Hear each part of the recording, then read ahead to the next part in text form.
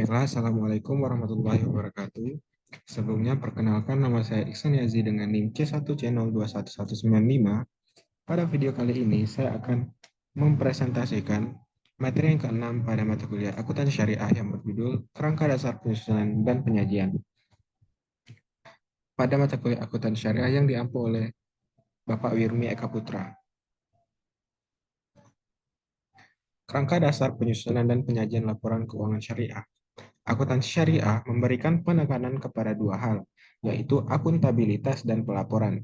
Akuntabilitas tercermin melalui tauhid bahwa segala sesuatu di dalam dunia ini harus berjalan sesuai dengan aturan Allah, dan melalui fungsi manusia sebagai khalifah Allah di bumi.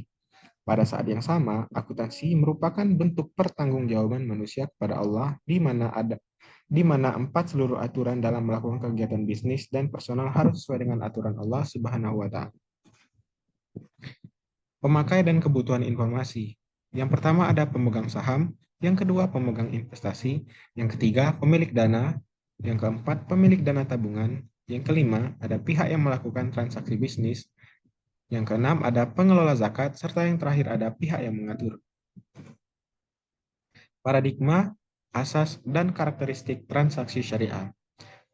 Paradigma, asas, dan karakteristik transaksi syariah tidak dapat dipisahkan dari ekonomi Islam, karena ekonomi Islam merupakan pelaksanaan syariah Islam dalam konteks muamalah. Hal ini menunjukkan bahwa transaksi syariah seharusnya didasarkan atas prinsip dasar ekonomi Islam dan dilaksanakan dalam rangka mencapai tujuan syariah. Makosidus syariah. Bentuk laporan keuangan. Yang pertama ada laporan perubahan posisi keuangan. Yang kedua ada laporan laba rugi. Yang ketiga ada laporan perubahan ekuitas atau laporan perubahan saldo dana. Yang keempat ada laporan arus kas. Yang kelima, laporan perubahan investasi yang dibatasi dan ekuivalennya. Selanjutnya, laporan sumber dan penggunaan dana zakat serta dana sumbangan. Selanjutnya, laporan sumbang dan penggunaan dana Qard Hasan.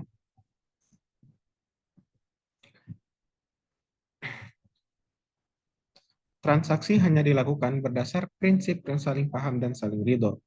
Yang kedua, prinsip kebebasan bertransaksi diakui sepanjang objeknya yang halal dan baik atau toib. Yang ketiga, uang hanya berfungsi sebagai alat tukar dan satuan pengukur nilai, bukan sebagai komoditas. Yang keempat, tidak mengandung unsur riba. Yang kelima, tidak mengandung unsur kezaliman. Yang keenam, tidak mengandung unsur maisir. Yang ketujuh, tidak mengandung unsur gharar. Yang kedelapan, tidak mengandung unsur haram. Yang kesembilan, tidak menganut prinsip nilai waktu dari uang, time value of money. Karena keuntungan yang didapat dalam kegiatan usaha terkait dengan risiko yang melekat pada kegiatan usaha tersebut sesuai dengan prinsip al-ghunmu bil ghurmi atau sering yang disebut dengan no gain without accompanying risk. Yang ke-10, transaksi dilakukan berdasarkan suatu perjanjian yang jelas dan benar serta untuk keuntungan semua pihak tanpa merugikan pihak lain. Sehingga tidak diperkenankan menggunakan standar ganda harga untuk satu akad serta tidak menggunakan dua transaksi bersamaan yang berkaitan atau ta'aluk dalam satu akad. Yang ke-11, tidak ada distorsi harga melalui rekayasa permintaan najasyi maupun melalui rekayasa penawaran atau ihtikar. Serta yang terakhir ada tidak mengandung unsur kolusi dengan suap menyuap atau riswah. Prinsip-prinsip akuntansi syariah. Akuntansi berfungsi sebagai penyedia data guna penyusunan laporan keuangan dengan syarat data tersebut harus objektif dan informatif bagi kepentingan berbagai pihak yang terkait dengan perusahaan. Agar dapat memenuhi fungsinya, diperlukan seperangkat prinsip dan konsep akuntansi dalam pencatatan data dan penyusunan laporan keuangan perusahaan. Adapun prinsip dan konsep akuntansi di antaranya, yang pertama, konsep kesatuan usaha. Yang kedua, konsep kelangsungan hidup. Yang ketiga, konsep harga pokok. Yang keempat, konsep kesatuan pengukuran. Yang kelima, konsep periode waktu. Yang keenam, konsep objektivitas. Yang ketujuh, konsep keterbukaan. Yang kedelapan, konsep konsistensi. Serta yang terakhir ada konsep konservatisme. Asumsi dasar. Untuk mencapai tujuannya, laporan keuangan pun disusun atas dasar akrual. Dengan dasar ini, pengaruh transaksi dan peristiwa lain diakui pada saat kejadian, dan bukan pada saat kas atau setara kas diterima atau dibayar. Serta diungkapkan dalam catatan akuntansi, dilaporkan dalam laporan keuangan pada periode yang bersangkutan. Laporan keuangan yang disusun atas dasar akrual memberikan informasi kepada pemakai tidak hanya transaksi masa lalu yang melibatkan penerimaan dan pembayaran kas, tetapi juga kewajiban pembayaran kas di masa depan serta sumber daya yang merepresentasikan kas yang akan diterima di masa depan. Oleh karena itu, laporan keuangan menyediakan jenis informasi transaksi masa lalu dan peristiwa lainnya yang paling berguna bagi pemakai dan pengambilan keputusan ekonomi. Adapun unsur-unsur laporan keuangan dalam akuntansi syariah. Yang pertama ada komponen laporan keuangan yang mencerminkan kegiatan komersial.